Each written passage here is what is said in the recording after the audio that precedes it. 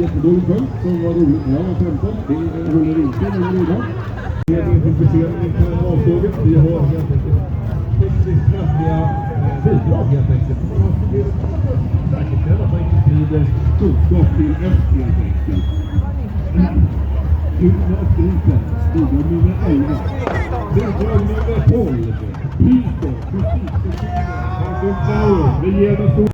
Nu står de mest still, men det är så stor mängd vi var alla vägen. Jag har inte ens förstått att det ska rulla också. Det är så mycket att snurra och då är man jättestillar någonting upp.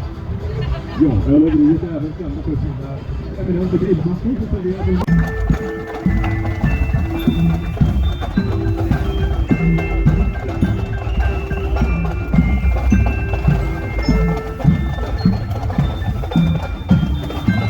Jag undrar om det är någon från Dalarna som är med och ska grillas här inne idag. Kan det börja vara så? Blör, ja, men vet du, det är ju ändå så att vi har en hel del proteinstå fortfarande.